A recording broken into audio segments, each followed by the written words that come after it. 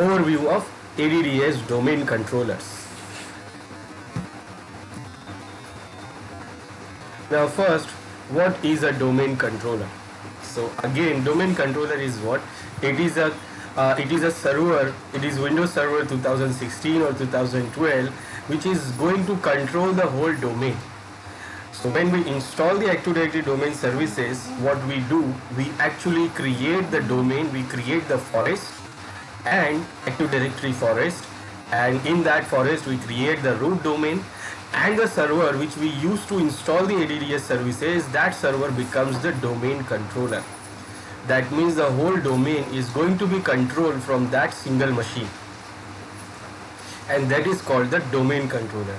Now what domain controller is having, these are servers that host the ADDS database, ADDS database and sysvol folder. So Active Directory domain controller is basically having the database of the whole Active Directory, and the database file is named as ntds.dit. When we install and configure the Active Directory services, it gives the path that where it is going to create the Active Directory database, and log files, and it is under C drive, under the C drive, under the system drive, and under the system drive under Windows folder, it creates the ntds folder where it create the database. Then also it shows the sysvol folder where it is going to create the sysvol folder. It is again under a Windows folder. This sysvol folder is by default shared, and it has all the policy information for the clients. So this is what the domain controller have. Then it is the host that Kerberos authentication service and KDC service to perform the authentication. Now the Kerberos is a protocol, and it is a protocol for doing the authentication. It is a protocol which used to do the authentication, and the domain controller has this Kerberos protocol configured, and it is become it called KDC, Key Distribution Center, for doing the authentication. Like when the user try to log into the domain, when it try to log in with the domain user account, then those user accounts and the machine accounts are authenticated by the Kerberos service, and Kerberos protocol and Kerberos service, and who is going to authenticate? It is domain controller, because Kerberos service is configured in the Active Directory domain controller, and that domain controller called as KDC. KDC means Key Distribution Center Services, and it used to do the authentication. Then these domain controllers have a best practices for availability. Now for our best practices for the domain controller, first we should make sure the availability. That means we should use at least 2 domain controllers in a domain, so that if even one domain controller is not available, the users can still be authenticated by the other domain controller. Because remember, without authentication, users cannot use any resources from the Active Directory environment or Active Directory network or a domain, and the authentication is done by the domain controller through the Kerberos protocol. So it is domain controller who do the authentication, and if we have only one domain controller and that domain controller is not available at the time of authentication, that means it is not going to be authenticated. So we have to make sure that domain controllers must be available, and for that we should at least create 2 domain controllers to make sure the availability. Then we should make sure the security also, and for security we should use an RODC or a BitLocker to lock the encrypt the domain controller's drives, so that nobody can see see what is inside it. Like if suppose any hacker try to steal something from the domain controller's machine storage, like hard disk or something, then it is not able to see anything because it is locked by the BitLocker, encrypted. Then also we can use the RODC. RODC is a domain controller, but it is read-only domain controller which does not have any write options. It only updates the information from the writable domain controller from the other domain controllers. But in RODC, in read-only domain controller, we can't edit anything, we can't create anything, we can't delete anything. This is what RODC. RODC is also we use for security. as we say, like for availability we know we should create more than one domain controllers, and if we create more than one domain controllers, then we can create all of them as a normal domain controller which they have read and write copy. Or if we feel like the status, the location of the domain controller is not that secure, then for security what we can do, we can use the read only domain controller instead of using the writable domain controller. Then domain controller also has one more thing, it is called global catalog. Now what is global catalog? Global catalog is actually having the information about the domain, all the resources of the domain. It actually hosts a partial attribute set for other domains in the forest and supports queries for subject throughout the forest. So it actually holds the attribute set of all the information, all the objects in the domain. Like if suppose this is my domain, and in this domain we have this domain controller. So the domain controller it resides in this domain, so it will have all the information about this domain, all the attribute set of this domain, and also it has information about the attributes of other domains also, but only partial. This global catalog service helps the users to find the proper resources and the authentication and group management, like group authentication. Like if suppose user wants to access something, so it should know that where these resources are and how to get the access and what access it can have. All these attribute informations are stored in the global catalog server. So global catalog server provides us the information about the attribute set of the objects available in the domain. It keeps the information about the domain where it resides, the whole information, and other domains partial information it holds. Like in this we have global catalog server here, so it has the schema, configuration, domain A, domain B, and all information about domain A which it is reside, and domain B information it has the partial information. Now every domain controller we configure, that domain controller by default becomes the global catalog server. Now if we want, then we can remove the global catalog server services from our domain controller. If we don't want to cache the information, I don't want to store the information about other domains. Or if we configure a domain controller in a different site, then it is very helpful if suppose there is a read-only domain controller.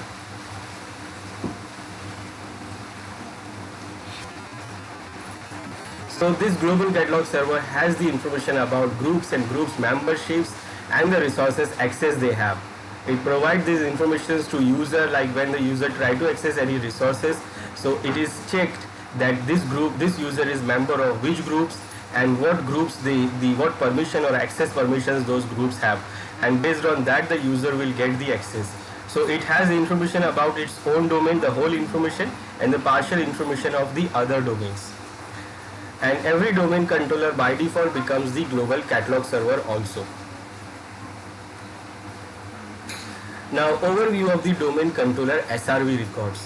DNS is very important for domain Active Directory services, because in that it stores all the basic information, all the resources information, all the resources record into the DNS, that which services holds by which domain controller or which server. So clients find the domain controller through the DNS lookup.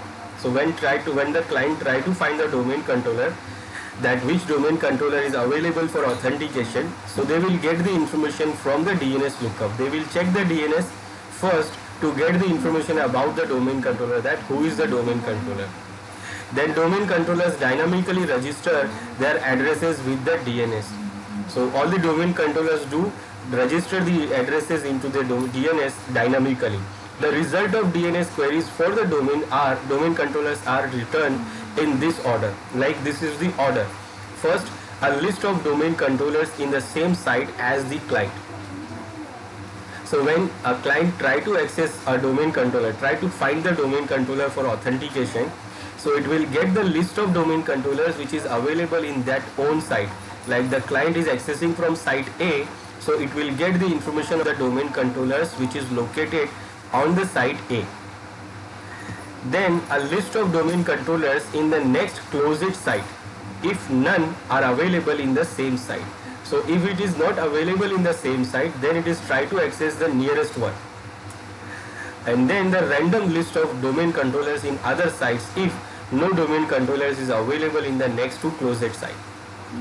So if it is not available, then it is going to access the closest any other random domain controller. Now this thing, the site information can be if the site informations are managed by the site and services of Active Directory sites and services. These sites are actually define the physical boundary. Like for example, we are having a location, we are having an offices here in one city. Like for example, we are having it in Mumbai. Then we are having it on Pune. Then we are having it on Delhi. So what we do, we create one site as Mumbai, then the other site we create on Pune, then other site we configure at Delhi. So if Mumbai client wants to access the domain controller, then it will go to DNS server and it will get the list of domain controller available within the site, within the Mumbai site. And it will do this because these sites are connected through the slow WAN link. So it is try to do the research, try to give the information about its local domain controller.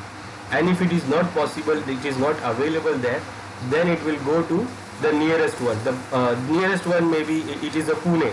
So if it is available in Pune, then it will do get the domain controller from there.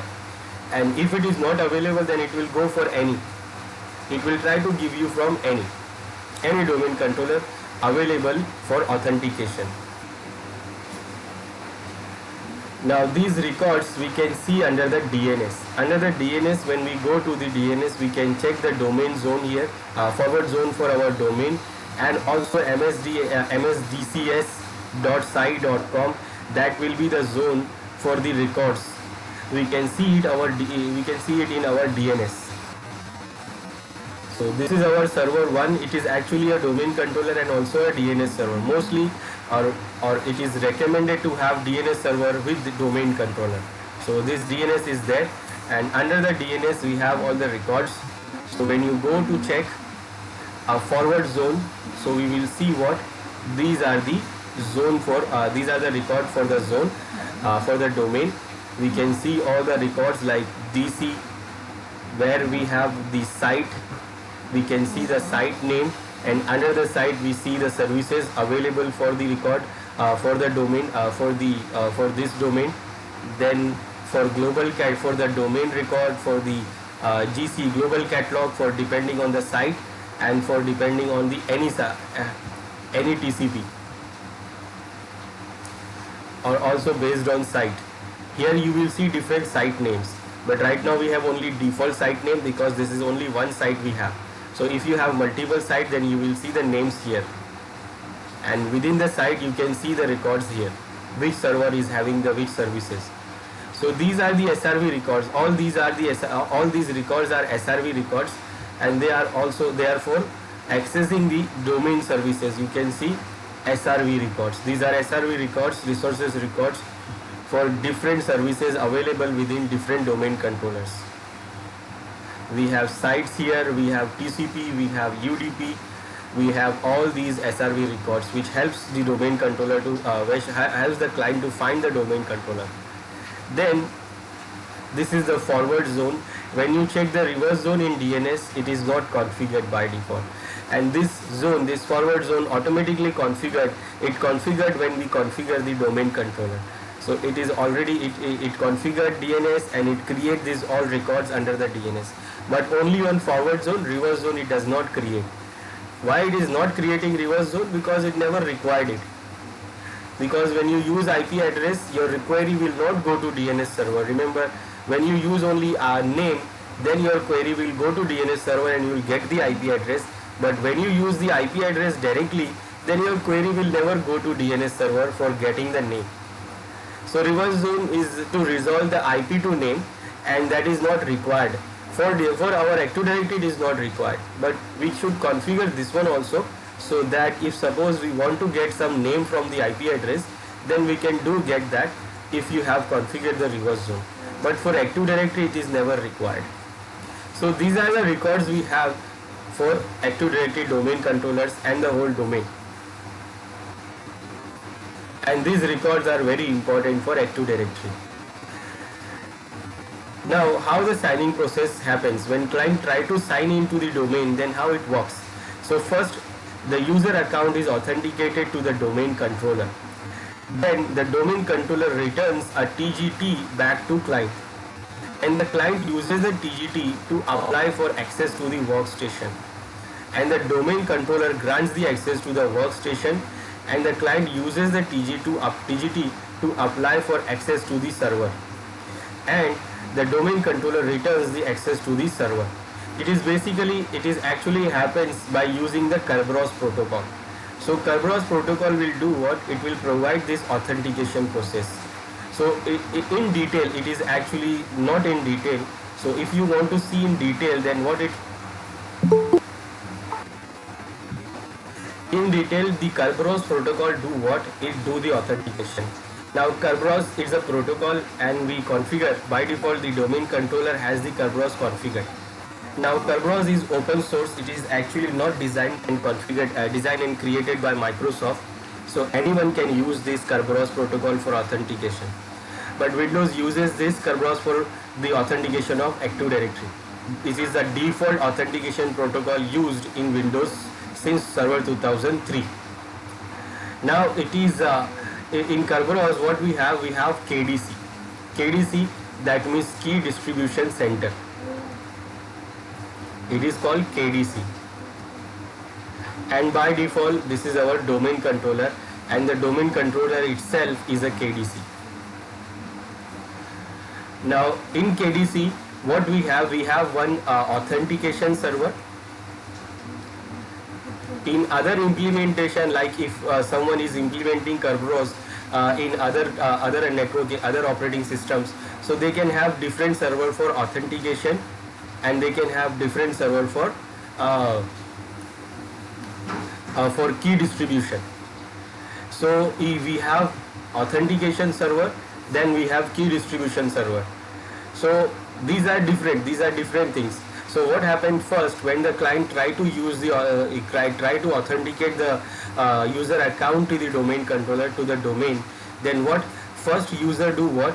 The user sends the request to domain controller.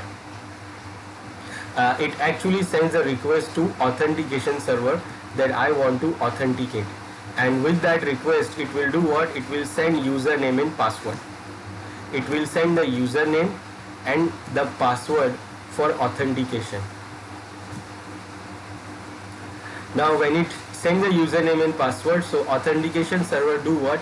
It checks the database, that is Active Directory database, and sees whether the username and password is available, whether the username and password is right or not right. If the username and password is available in the database, that means the user is valid and the user is what? Authenticated. So what this authentication server do?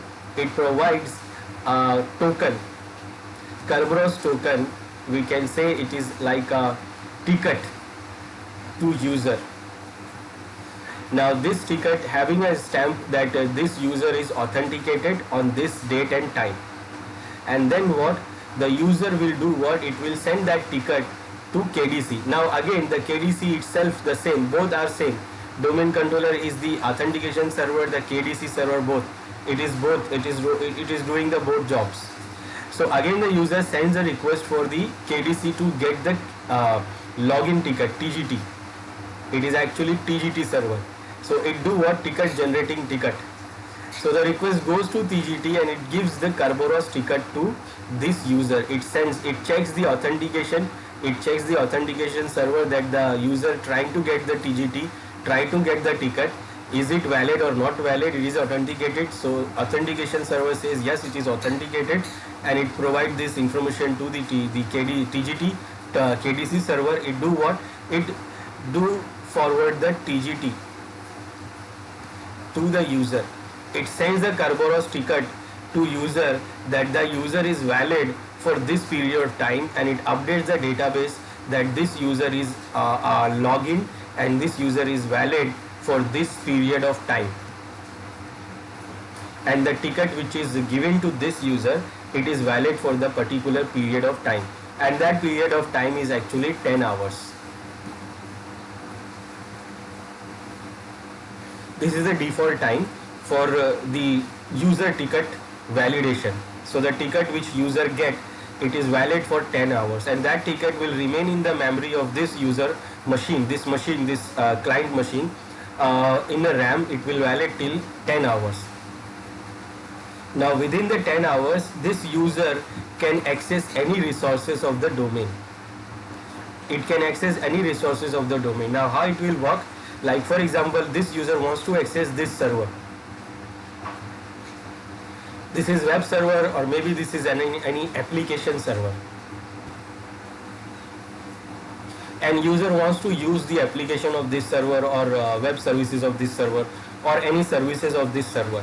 Now this server is also again in the domain.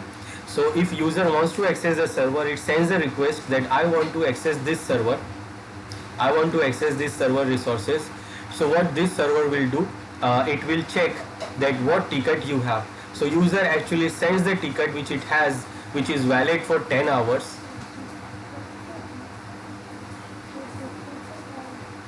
It sends that ticket here to the server, and then the server do what?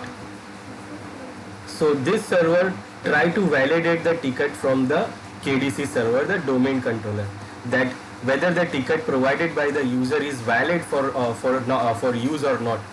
That means if it is valid or not valid. Like if it is valid for 10 hours, so is it valid now or not? Or is it the 10 hour is already gone? So if within the 10 hour user wants to access the server resources, the server will try to validate the ticket from the domain controller, and the domain controller says yes, this ticket is still valid. This user can still use the resources.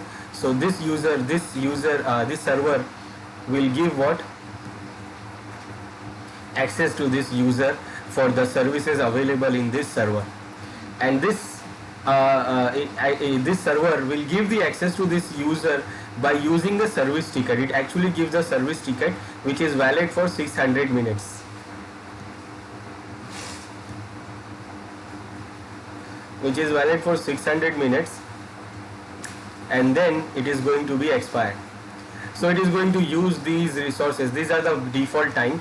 So it is going to use these resources of the server for this time, and the ticket is valid for 10 hours. Like within 10 hours it can access any other server within the domain, any other resources within the domain.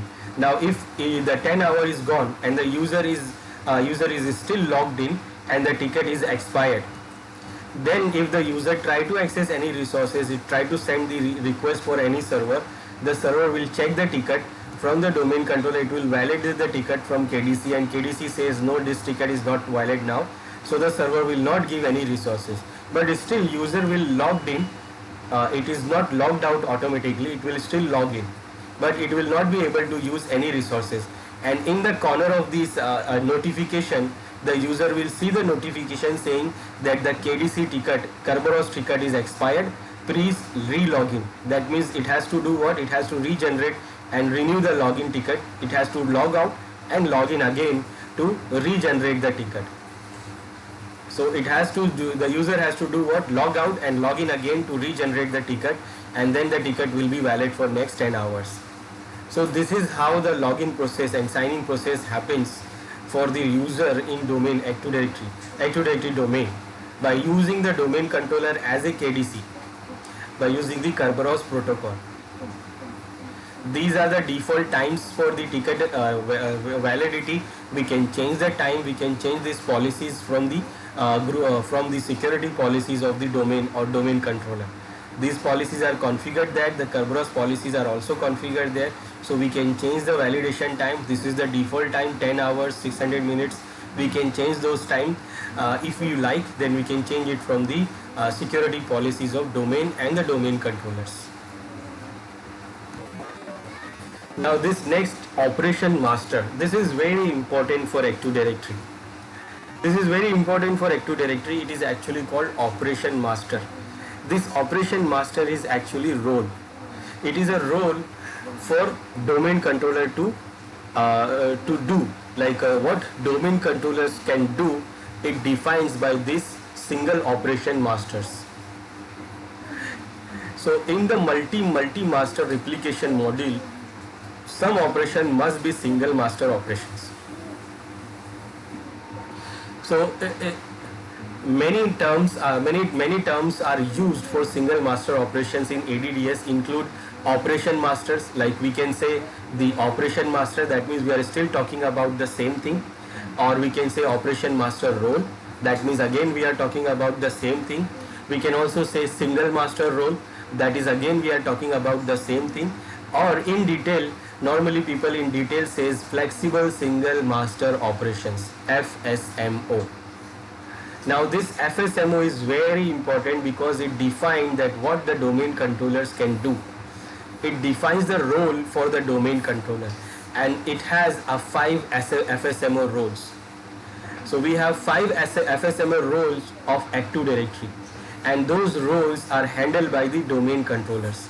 So these 5 FSMO roles are very important, and these 5 roles are domain naming master, schema master, then RID master, infrastructure master, and PDC emulator master. Now these 5 roles are divided into 2, like forest wide and domain wide. So these 2 roles are forest wide. Forest wide, that means domain naming master and schema master, and then domain wide roles is these 3 roles, which is RID master, infrastructure master, and PDC emulator. Now these all 5 roles by default available in the single server when we configure the first domain and the domain controller. So when we configure the first domain controller in our domain, in the forest or in the root domain, so that first domain will have the all roles, all 5 roles at that server. Now Microsoft is recommended that these roles must be single master. That means we should spread these roles to different domain controllers. We should not put these roles to single domain controller. We should spread the roles to multiple domain controllers. Otherwise, if suppose we have the all roles in a single domain controller and that domain controller get down, then the roles, the job which these roles do, nothing will be done in our domain. Even we have another domain controller, but still they will not be able to do those things which these roles will do. Now for that, first you have to understand what these roles do. Now first role is the domain naming master role. Now first, what this role do? Domain naming master role do what? It keeps the records of all the domains added in the forest and removed from the forest. That means when we have a forest here, so when we create forest, we create first a root domain, and then we do what? We add the child domains. Now when we add the child domain, all the records are available in the domain naming master. This is the domain, this is the role who handles the adding and removing of domains in our forest. So when we try to add a new domain in the forest, now if suppose at that time the server which is having the role, that is domain naming master role, and that server is not available at that time, that means we can't add any child domain in the forest.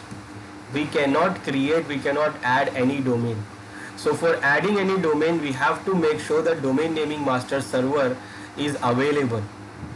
Then if I try to remove any domain from the forest, then again what we need, this server, make sure the server is available, the server which is holding this domain naming master role. So domain naming master role keeps the records of addition and removal of domains in the forest. Now this is not the regular task we do. This is rarely task. This is a rare task we do when we add new domain, we create the child domain, and we remove any child domain. This is not the regular task we do. So if this server is not available for some time, then it is okay. Then we have a schema master. Now this schema master do what? It holds the schema, updating the schema of the forest, of the domain. So in the forest, in the whole forest, we have a single schema. A schema that is the basic structure of our Active Directory that holds the objects and objects attribute that we create and we can create in our domain in our Active Directory. So whatever the objects we can create in our Active Directory, it is defined under the schema. Now that schema is handled by the Schema Master server, Schema Master role. So the server which holds that role is responsible for updating the schema of our Active Directory forest, because the whole forest have a single schema, same schema or single schema. So if you are trying to update the schema, if you are trying to add new objects, new classes in the schema, then this server which is holding the role of Schema Master must be available. Now this is also not the regular task we do. This is rare task we do. Normally we don't do it regularly. We do it when we are installing Exchange server. Exchange server is a big application, or we are installing Microsoft SQL in our domain, in our forest. So these are the big applications. When we install these applications, they need to create some new classes and new objects in our schema. So in that case, if suppose you are trying to extend the schema, you are trying to add new object and classes in the schema, and the server is not available that holding the role of a Schema Master, that means what? We are not able to do what? Create those schema or update the schema. Now this is also not the regular task we do. It is one-time task when we do install the Exchange server or SQL server or that application, like big application like that. Now these two roles are considered to be a forest-wide role. Now what that means, in the whole forest,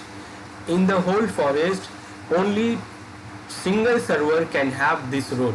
That means we can have one server which holds the domain naming master, and only the one server we have which is holding the Schema Master.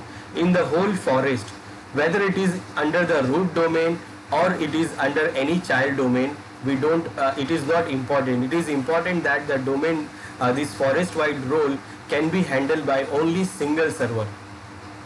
Only single server. Then we have this domain wide role. Now this domain wide role actually called domain wide. Why? Because in each and every domain these three roles will be available.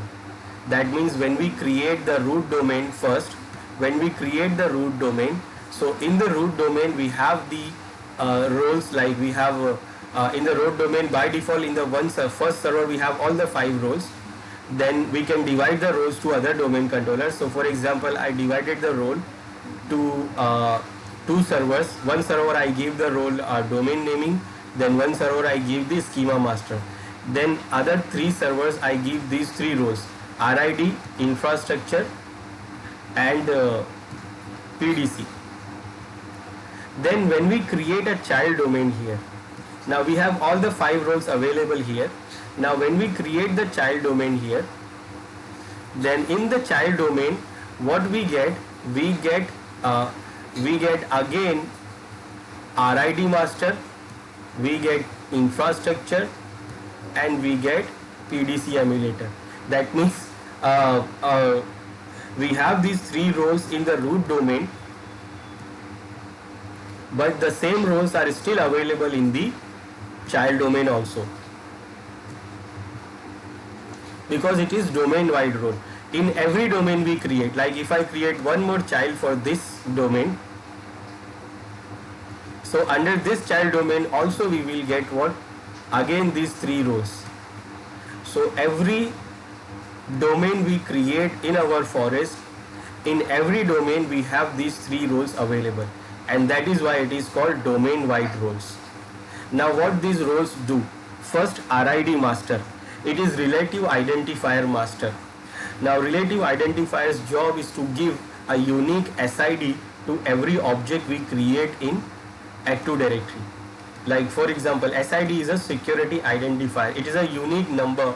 It is a big number which is included with the domain identification, first the server identification, then the forest identification, then the domain identification, and then the unique identification ID for that particular object. And it's a big number combining all these informations. we can see every user we create, they have the unique SID. For example, if you want to see this, like I have logged in here as a domain administrator. I want to see the SID of this user. I will go to CMD, I will give who am I command, so it will show me that I am logged in as a administrator. And if I try to see all, so it shows me the whole information about this user, and with that it will show me the SID of this user also. And this is what the SID. First it identifies the server, the operating system, and then here it identifies these ID for the forest and domain, child domain and everything, and then here you will see the unique ID for the user. It is a combination of all these things. Like you can see well-known groups, this is alias, well-known group. Then you have for these are different admins and group, these are different groups, and all these groups have different SIDs you can see here. So every object we have in Active Directory, they have a unique SID. So whenever we create any user or any object, it will get any user or group or any share or any computer account. Every object gets this unique SID.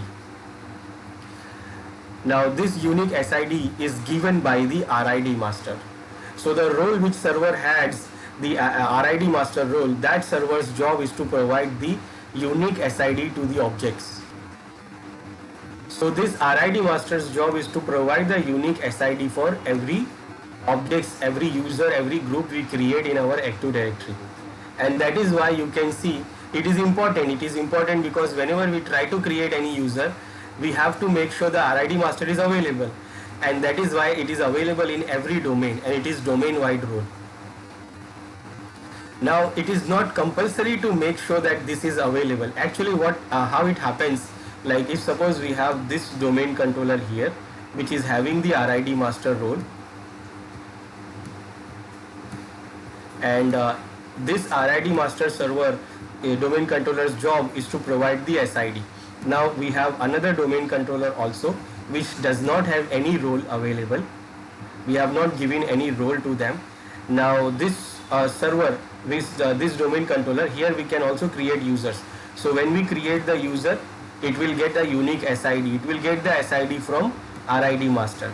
Now if suppose the RID master is not running, it is shut down, and we try to create the user, then what happened? It is not able to create the user because it is not able to get the SID from the RID master.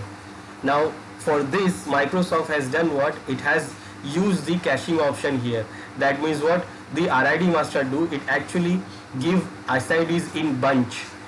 It will do what? It will, when we create a domain controller, so this RID master will give what? It will do what? It will give a bunch of 512 SIDs to every domain controller first. So when we have a domain controller here, so it will get the bunch of 512 SIDs to use. Now whether the server, RID master server is running or not running, it will not affect this domain controller because it is having 512 SIDs available, and it can use those SIDs to create new objects.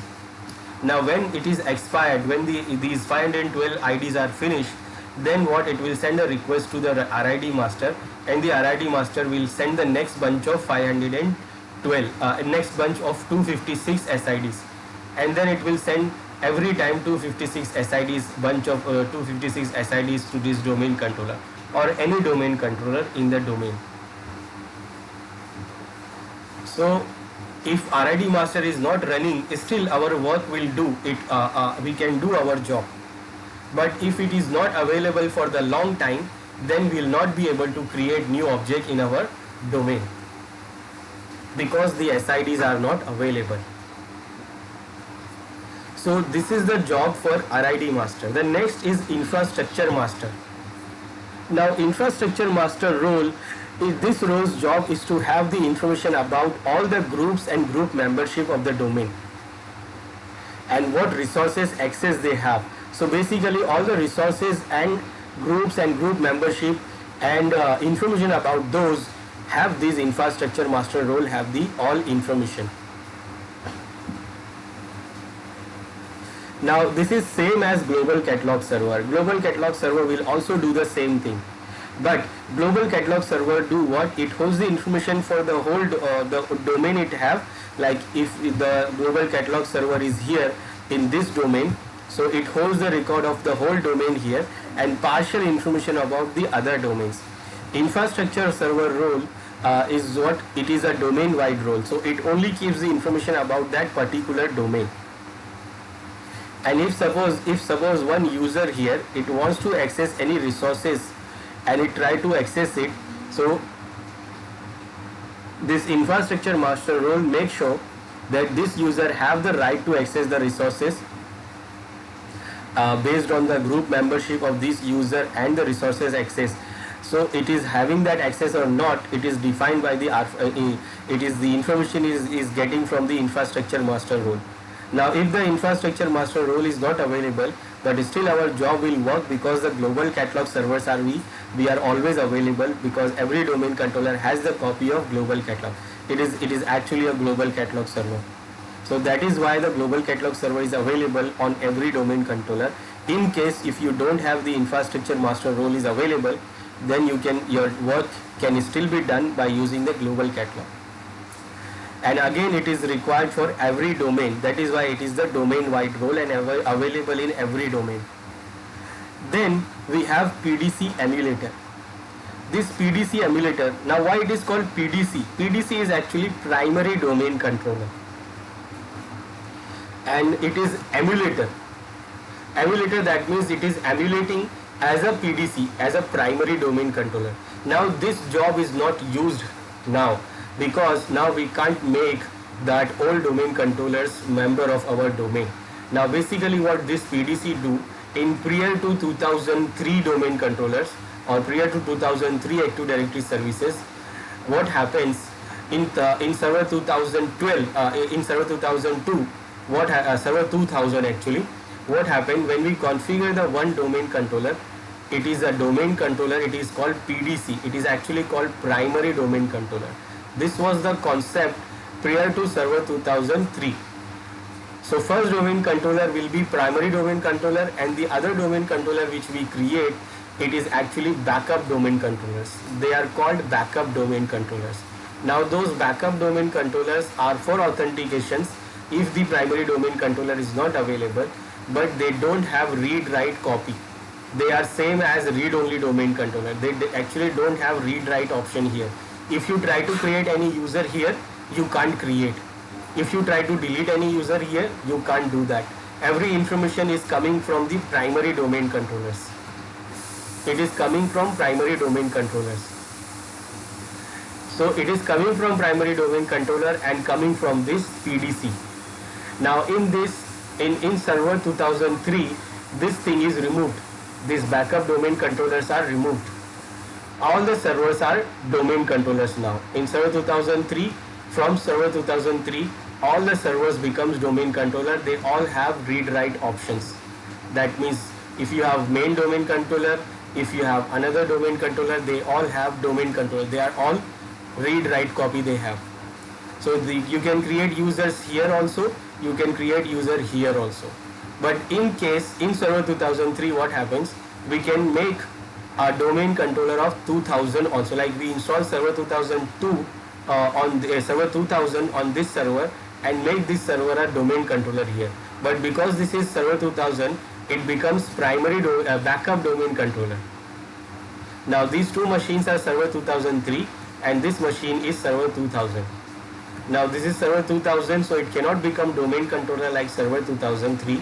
It becomes backup domain controller. Now backup domain controller needs primary domain controller for update. Now because it is server 2003, it is not server 2000, so there is no primary domain controller available. Now for these backup domain controllers, this PDC emulator will emulate like PDC, primary domain controller. So in server 2003, this role do what? It emulate as a primary domain controller for the backup domain controllers. But now after server 2003, we have server 2008 and now server 2012 and now server 2016. Now in server 2016 environment, we cannot make server 2000 a domain controller. It is not supported now. So we don't require this PDC emulator. We don't require the PDC emulator because now we don't have a domain controller of server 2000. So we cannot use, we don't need this PDC emulator. But still this role is important because it do many other things. It do actually the time update. Time synchronization job is also done by the PDC Emulator Master. PDC Emulator Master's job is to update the time, synchronize the time within the domain. So in the domain, all the machines will be synchronized the time, and the synchronization will be done by the PDC Emulator Master role, the server which is holding the PDC Emulator role. Then also password authentication done by this password management, password updatation or management done by the PDC emulator. So these are the other important things done by the PDC emulator. So still we have this role and still it do the other things, but the name of the role is still PDC emulator because of the old time it do that job, but now it is not required. So main important job now it do is the time synchronization and also password updation.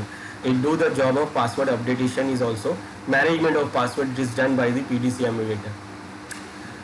So these are the flexible single master operation role it is called, and by default when we install the first domain and the root domain, all the roles will be on the first domain controller by default. Now we want to separate the role to separate domain controllers, like I want to give one domain controller one role. So we can do what? We can transfer the role from one server to other server. We can transfer the role from one domain controller to other domain controller. Now for that we have to have other domain controller first. So we can do what? We can do the transferring the role. That means we can transfer the role from one domain controller to other domain controller, because by default the role has role is available on only the first domain controller. Now we have two options. We have transferring or seizing. Transferring or seizing, that means first is transferring. Transferring, that means we can transfer the role normally. It is a planned transfer. That means we know what we are doing. So the servers are available, the server which is holding the role and the server which we want to give the role. So this is what transferring. We transfer the role from this server to this server. Now this is what transferring. And done with the latest data. It is going to be done with the latest data. It is performed through the snappings. Like we have the different snappings, we can do this, and we can do this from Windows PowerShell or NTDS utility. We have to manage the Active Directory database. This utility is to manage the Active Directory database, so we can do it from there, and also we can do it from graphical snappings. This is normal transfer. We can say it is a planned transfer, where the server which is holding the role is available and the server which is we are giving the role is available. Now if suppose the server which is holding the role is not available, it is destroyed, corrupted, or something happened to the server, and the roles was there in that server. Now what?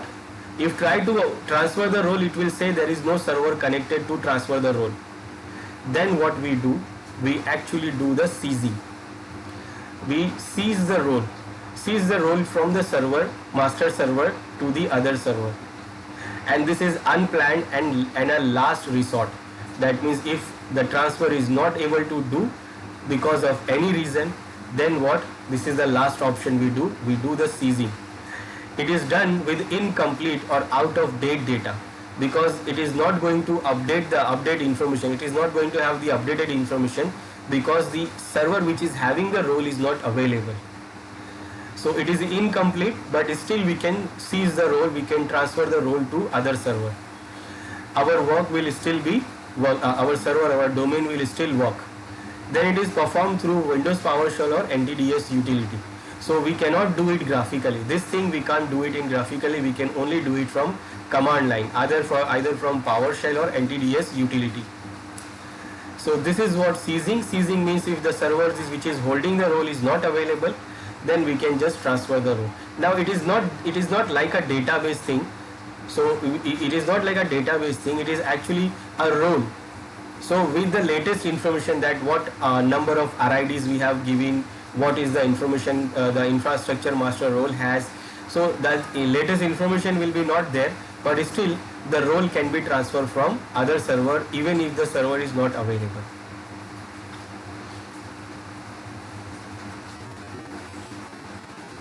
Now the deployment of domain controllers. So by default, when we have installed the Active Directory services, so we install the first domain controller. Now if we want to install many other domain controllers, more than one, then we can create by again deploying the domain controller by installing the Active Directory domain services, and then by configuring the domain Active Directory domain services. And when we configure, we select this option, add a domain controller in an existing domain. First time when you create the domain, we select add a new forest. But when we when we want to add a new domain controller in the domain, then we add this option, add domain controller to an existing domain. So what is the procedure? How we'll do that? First install the ADDS role, then run the Active Directory domain services configuration wizard, or we can install the role by using the PowerShell also. And also we can configure the domain controller by using the install ADDS domain controller command. So we can use the PowerShell command also. We can use the graphical wizard to configure the additional domain controller. So when we configure the second domain controller, it is called additional domain controller, and that additional domain controller does not have any role. The first domain controller will have all the roles. Now this is our domain controller here. This is our first domain controller, server 1, and it is having the ADDS services installed, and this is our first domain controller. Now I want to make another machine as a domain controller. So I will go to the other machine, that is our server 2, and I want to configure the server 2 as a domain controller. Now this is our server 2, and it is not a domain controller, but it is a member of our domain. It is already a member of our domain. It is a member server, but I want to configure it as a domain controller. Now we can configure it a domain controller whether we are having whether this machine is a member of the domain controller or not. We can still configure the machine as a domain controller. First, we have to make sure the IP addresses are configured properly. That means we have to make sure the IP address is within the network, it is connected to the domain controller, and then this is the DNS server IP is already configured. So this is our main domain controller. This is the IP address of that domain controller DNS. So every IP addresses are configured properly, and we have to make sure that we are connected, and DNS server is resolving the name. So I will try to ping with name.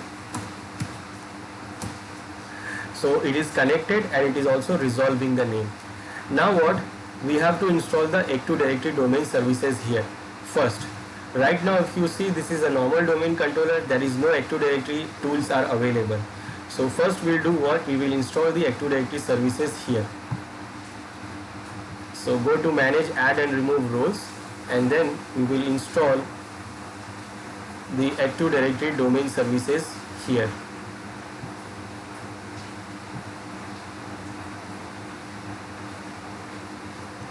I will select to restart and then install. Now it will take a little time. Now after installation we can configure it, and whatever the domain controller domain information we have in the first domain, it will also go here, it will also come here. Like this is our domain controller, and when you go to Active Directory domain users and computers, so you see the Active Directory copy here, and in this we have these users.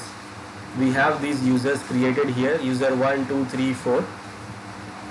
So when we install the domain controller, additional domain controller in server 2, it will have the same copy of this Active Directory. So let's see that role is installed or not. Now the services are installed. Now we have to promote this server to be a domain controller. So when you click on this, it will open the wizard to configure this server as a domain controller. Now we have these options, add a new forest. Either we want to just create the new forest, or we want to add the child domain. Now when you select the add domain in an existing forest, you have two options, child domain or tree domain. and when you select the child domain, it says what will be your parent domain, and name is already selecting here. Now the name is already selecting here because we are right now member of the current domain. If you are not a member of the current domain, then you will not see any name here. Then what you have to do, you have to select change here for the authentication, and then you have to make sure the name, the domain name and administrator account here. So it will authenticate and show you this. Right now it is showing the authentication user here because we are logged in as a SCI administrator of the domain sci.com. So we can see the name and we can do this because the administrator, this is a domain administrator. If you are logging as a normal user, then again you can't do this.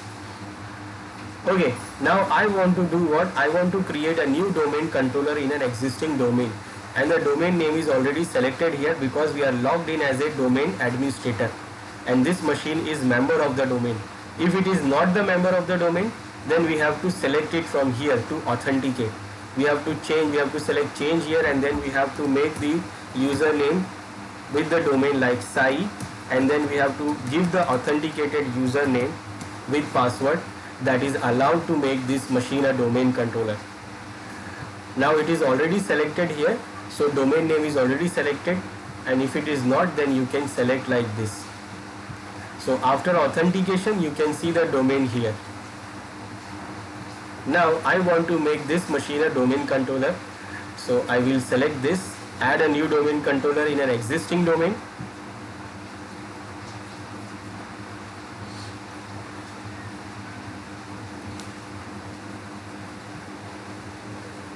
And now it is saying specify the domain controller capabilities on site information, and it is showing these information here. It is still loading, and by default it is selected domain name system DNS server. It is already selected DNS server, that you want to make this server a DNS server or not, and it is recommended to make every domain controller a DNS server. So we will not remove this. It will install the DNS role here also and configure the DNS server. Then also we have option to select the global catalog. Now global catalog, I said by default every domain controller is the global catalog server, which holds the information about the whole domain and partial information about the other domains in the forest. But if you don't want to make this machine as a domain controller, then you can remove this. But it is not recommended. It is recommended to have the global catalog service in every domain controller. Then again we are making this an additional domain controller, so we can also make it a read-only domain controller. That means it will have a read-only copy for the domain information for the Active Directory. But right now I don't want, I will make a normal domain controller. Then also we have option here to choose a site, that which site you want to put this domain controller. Right now we have only one site, that is default site, so I will not choose this. Then again this is the restore mode password. It is to secure the restoration of this Active Directory database. So I will provide the password here, then go next. Now again it is saying the DNS zone delegation is not there for this server, so I will say yes, create it. Now we have this option to get the database of the additional the domain controller. Like this domain controller will get the information from the main domain controller. Now we have two options here. Either first option, which is selected by default, it is the replication from any domain controller. That means it is going to get the latest information about the Active Directory from any domain controller available. Or it is going to choose automatically which is the nearest one, or which is the good one. But if suppose you feel that some domain controller is good for this domain controller to get the update, so you can drop down and select that domain controller. You will see the list of all domain controllers here. For example, we are installing this domain controller in a single site, in a separate site, and that site is connected to the specific server is nearest to that site, and we want to get the information from that server, so we can select that server. For example, I am installing this domain controller in the Pune site, and the nearest site is Mumbai and the far site is Delhi and Kolkata. So I will try to choose the server which is a nearest site, that is Mumbai. So I will choose the server which is located in Mumbai. Right now we have only one, so we don't have to select any other. We can go for any. Now if suppose the link from this domain control, like we are trying to install the server in a site which is having a very slow WAN link connection to the other domain controller or other site. It is having a very slow link. It is because the WAN links are very expensive, and it is very expensive because it is very costly. So that is why it is very slow. So we can't do the online update from the other domain controller from the other side. So what we can do the offline update also. We can install the update from the installation media. So first we have to extract the information from the other domain controller. We stored it into the media, like in a flash drive or CD DVD, and then we can get it here in this domain controller, and then we put it here in this domain controller, and then we can select it from where we have kept this, either in the DVD or either as a flash drive, and then we select that file, and then we can update the server from this information, from the install from the media. We can get the information from IMF. In case we are connected to the slow WAN link and the WAN link is not available, or it is not possible to do it online because of the slow link, so we can do also by using this. Otherwise we can directly do the online replication, that means getting the latest copy of the Active Directory from the domain controller, main domain controller, to this domain controller, to this additional domain controller. I am connected with the fast link, so I will go with this, any domain controller, because we have only one domain controller. So either I go any or select this, both will be the same. Next, and then here in this domain controller, it is going to store the database under this directory, and the log files will also go to this directory, and the sysvol folder for this domain controller will be created under this Windows directory. This is also like the copy of the domain data, Active Directory database will be stored here under this domain controller also, and whether in these locations. So every domain controller has a copy of the Active Directory database. So this is what we have selected. Now we'll go press next. It is checking the prerequisites. When it is when it says everything is fine, then we can go on to install it, and this server will become the domain controller, and it will get the latest copy from the closest domain controller available. Right now we have only one domain controller available. So everything is okay. So we can go on to install this, and we can select install, and it is going to replicate the information from the main domain controller. And after installation is completed, then it will do reboot automatically, because we have selected already to reboot it automatically. So it will reboot automatically, and after the reboot our domain controller will be ready. So this is the procedure for installing the Active Directory services and creating the domain controller, additional domain controller. Now we have option to upgrade a domain controller. Upgrading a domain controller, that means upgrading from the previous version to the latest version. Options to upgrade the ADDS to Windows Server 2016. So first option is to perform in-place upgrade from Windows Server 2008 or later to Windows Server 2016. What is the benefit? Benefit is, except for the prerequisites checks, all the files and programs stay in place and no additional work is required. What is the risk? It might leave absolute files and dynamic links libraries that will not be removed, or it will make a problem of security. Now this is what in place, that means we'll directly upgrade from Windows Server 2008 to Windows Server 2016. It is if the upgrade path is supported. So if it is we are using the Windows Server 2008 database, so we can directly upgrade from Windows Server 2008 to Windows Server 2016 without reinstalling.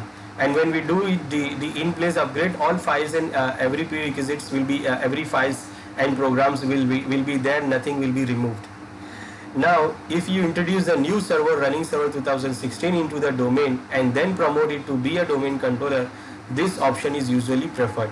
Now, the other option, first option is to do directly in-place upgrade, but every time it is not supported, because we have, suppose the old version, we have a Windows Server 2008 as a standard, So we cannot upgrade it to Windows Server 2016 database center, data center edition. We cannot do that. So some upgradation path is not supported.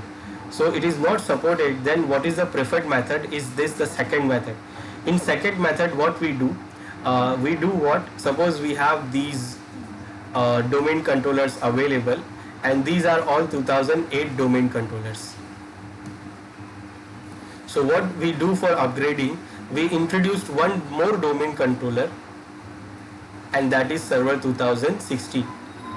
This is the new domain controller. Now it will get the copy of the Active Directory from this main domain controllers. So all these three servers will have the same copy of Active Directory, and the users can do the authentication from this domain controller. Then what we do, we demote this one domain controller. Demote, that means we remove this domain controller to become a normal machine. That means it will become now normal machine. Now we have only two domain controllers. Then what we do, now this server does not have any information of Active Directory. Then what we do, we remove with Server 2008 and fresh install the Server 2016, the fresh installation. And then what, again we make this machine again a domain controller. Now we have now two 2016 domain controllers and one as a 2008 domain controllers. Now remember, even we introduce the 2016 domain controller, we cannot use the latest feature we have in Server 2016 because the functional level will remain in 2008 for the domain and for the forest also. Now after we remove these two servers are having now 2016, then what, I will remove this server 8 from Active Directory domain controller. I will remove the domain controller from here. I will demote this, and then what, it will become normal server. So then I will do what, I will reinstall and make this server as a Server 2016, and then again promote this server to be a domain controller. Now we will have all these three servers as 2016 domain controller. Without losing anything, Active Directory will be remain and everything will work properly. Then what I will do, I will increase the functional level to Server 2016 to use the new features. Otherwise, we will still use the old features of 2008. And this is the preferred method for upgrading. What is the benefit? The new server has no absolute files and settings. So no old files, no old libraries will remain there. Everything will be a fresh installation. So it is a benefit. The risk for this process is it might require additional work to migrate administrators' files and settings. So it required to migrate the administrators' information from Server 2008 to Server 2016. That is the only thing we have to do. Otherwise, this is the preferred method to upgrade from old versions to new versions.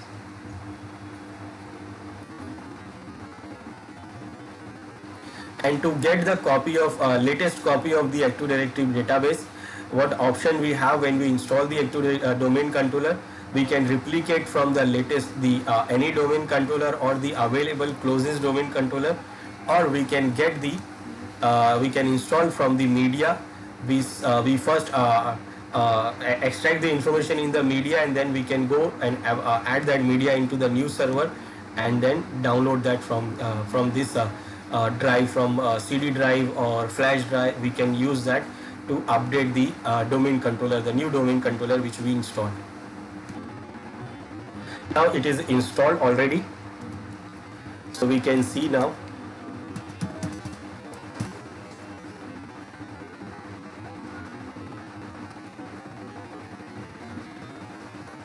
Now this one is also a domain controller now.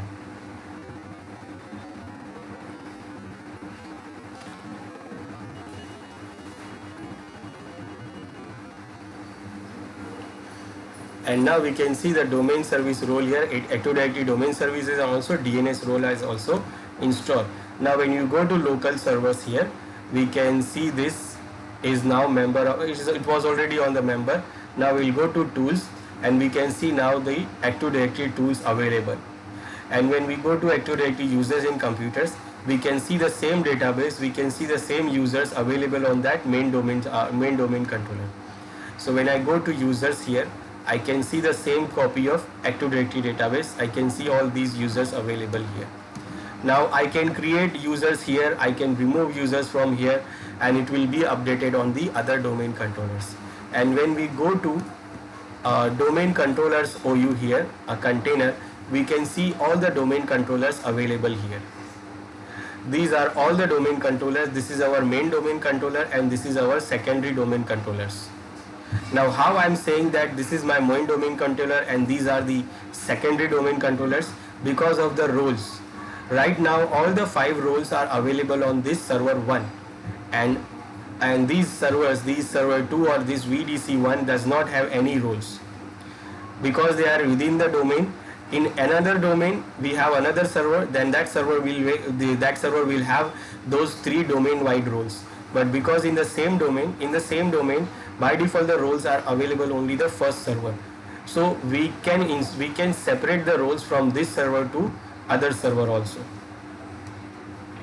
So if you want to see where is the roles, so by default when you have first server, it is having all the roles, and it is recommended to spread the roles, like transfer the roles to other domain controller. Otherwise when you have the loss of first domain controller, that will lose the whole roles. But again, it is not means that we will lose the roles. We can seize the roles also.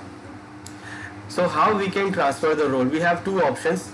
We can transfer it graphically and also we can transfer it from command line. So if you want to transfer it from graphical, then 3 roles you will find it under this user and computers console. Under the Active Directory users and computer console, you will find 3 roles. So when you want to see 3 roles, you will see under users and computers. So you open the users and computers, and under the domain you right click, you will see the option says Operation Masters. So when you click on it, you will see this 3 roles, domain wide roles, RIDC, RID role, PDC role and infrastructure role. These 3 roles, which is domain wide role, you will see under the Active Directory users and computers console. When you right click on the domain name, you will see here that right now the role is available on server 1 and can be transferred to server 2. So it is showing the server 2 name here because we are logged in on server 2. If we try to see it from server 1, let's see it from server 1.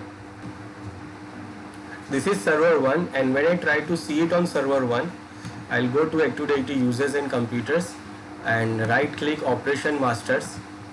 So it shows here both server 1 here, that it says right now server 1 is the master and you can transfer it to server 2.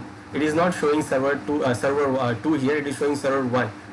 So you can transfer it from this server to this server, but here it is showing server 1 itself because we are accessing from server 1.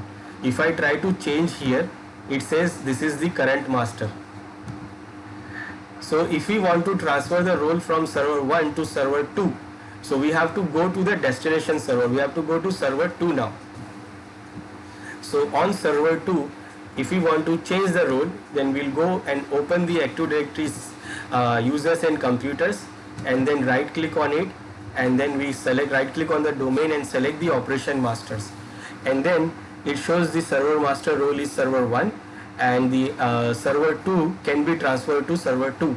Now if I want to transfer it, then I will do what? I will select change and then yes, I want to transfer it, and it is transferred.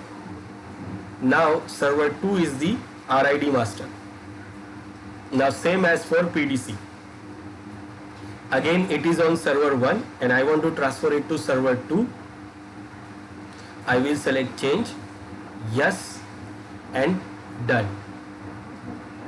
Then again I want to transfer it from the infrastructure master role. I will say change, yes, and done. So 3 roles are transferred. Now the 2 roles of domain wide roles. 2 roles are domain wide roles. So those 2 roles you will find, first domain naming role you will find under the domains and trust. So you open the Active Directory domains and trust, and here you will find the domain wide role.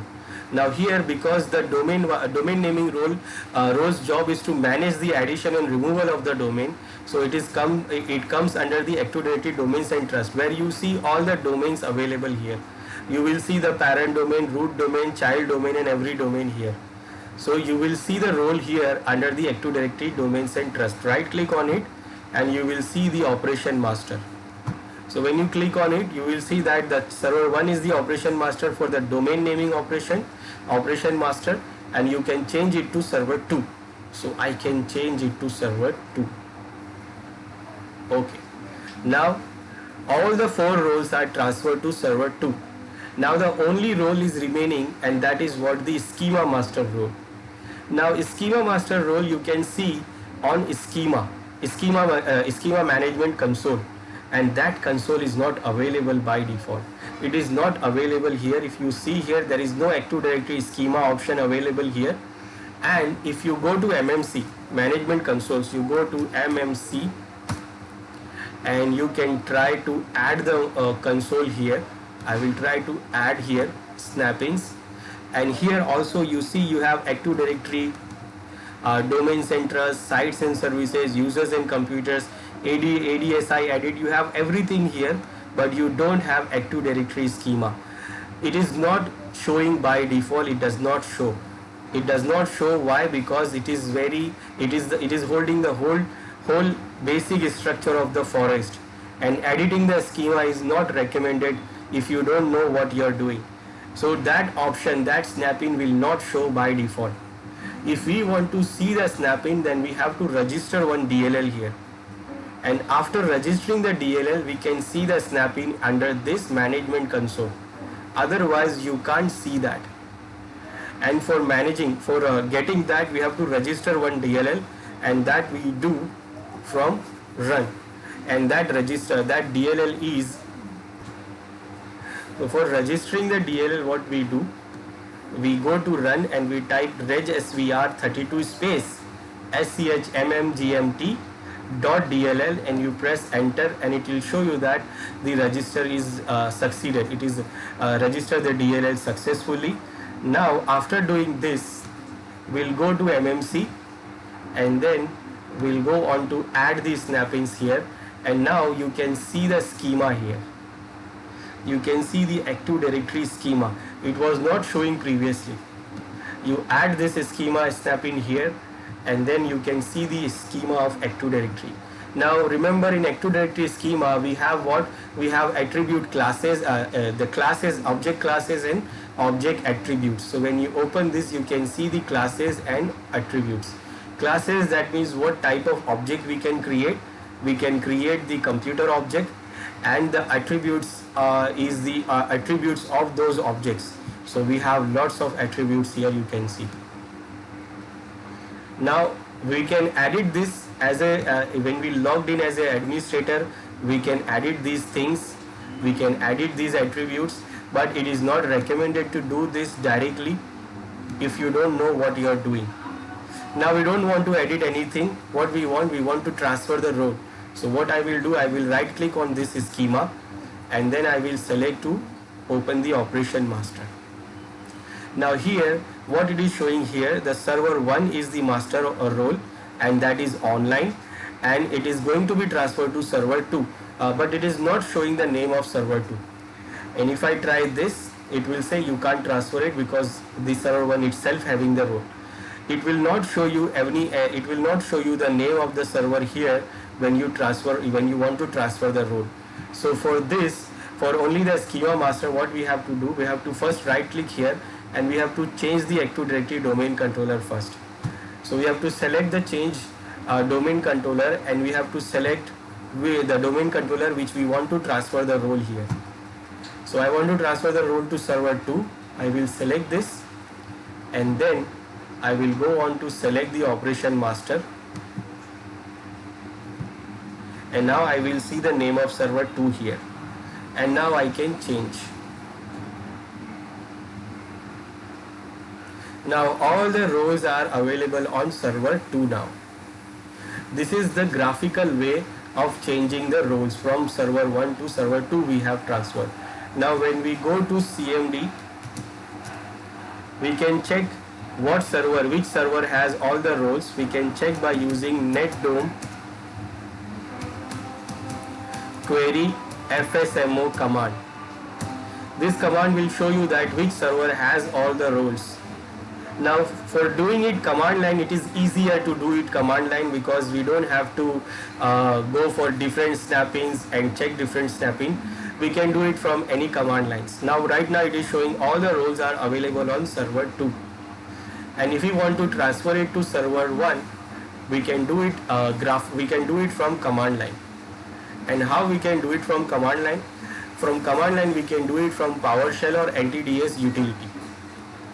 So again I will do what? I will go to the server, which server I want to transfer the role. So I will go to server 2. I will go to server 1 actually, because right now the server the roles are available on server 2. So I will go to here, open the CMD, and I will check netdom query FSMO, and it says that all the roles are available on server 2.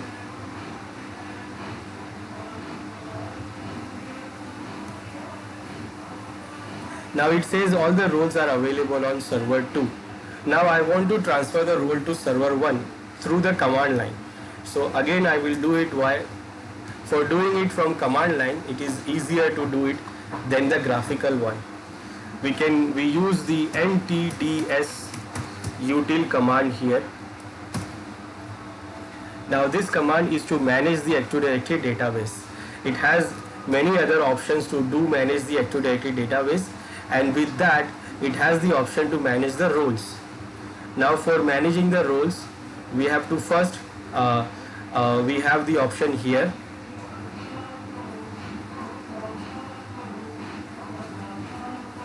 roles. So first I will go to roles.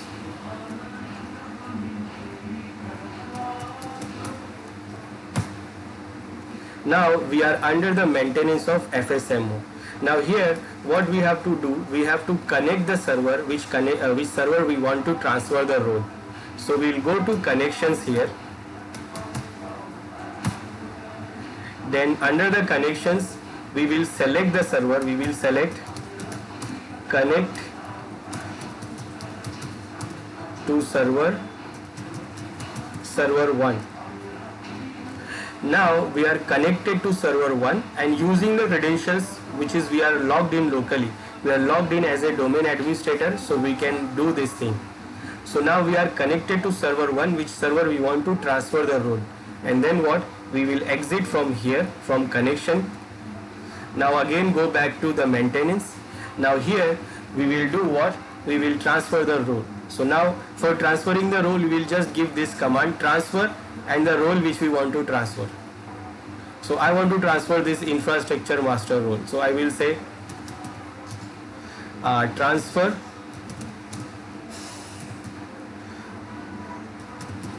infrastructure master. It says, do you really want? I say yes, and it is transferred. It is very easy. And now we can check here that which server is having the infrastructure master role. So it will show that the server 1 is now having the infrastructure master role.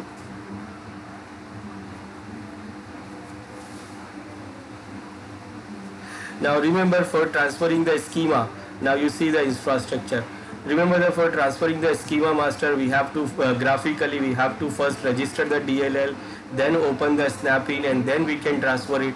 Now here we can transfer it very easily by just giving the command transfer schema master.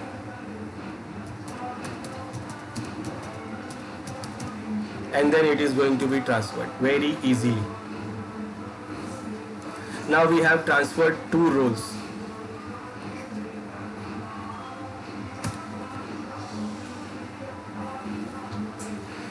Same as we can transfer all the other roles.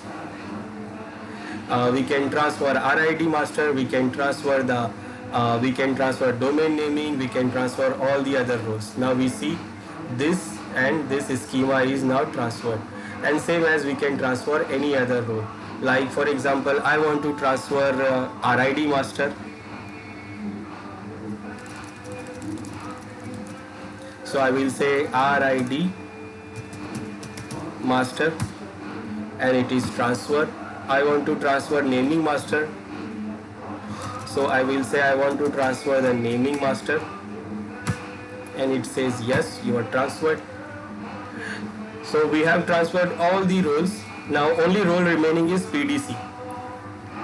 Now if suppose the other server is not available, if server 2 is not available which is having the role and the server is not available, maybe it is down, it is corrupted or something happened to the server, this Pdc emulator it is still on server 2 and server 2 is not available.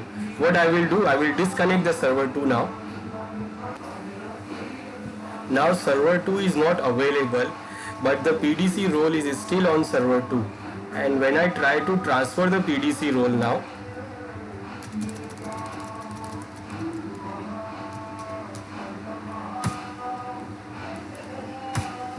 it will take time and finally it will give error that it is not able to transfer because the role master is not available. It will say that the role master is not available. Now this is happens when when your server which is holding the role is not available. Now in that case what we do, we can seize the role, and for seizing the role we will give this command. Instead of transfer we will give the command seize PDC. Now when we do the seize command, what it do, first it actually try to do the normal transfer, and if it is not possible to do the normal transfer, then only try to do the seizing. Now when we seize the role and if the server is come back again, when the server comes again online, then what, it will see the latest information that all the roles are transferred to the other server. Now you see the error here, it says error, server is not available, it is not be able to transfer. You see the error here, failed. So what we can do, we can seize the role. We can run the command seize. Instead of running transfer, we can do what? We can run the seize command. So instead of transfer, we will run the command seize PDC. Now this will do what? Instead of doing the transfer, it will do what? Seize. Now for seizing, it will do what? First it will try to do it normally, and if it is not possible, then it will try to do the seizing.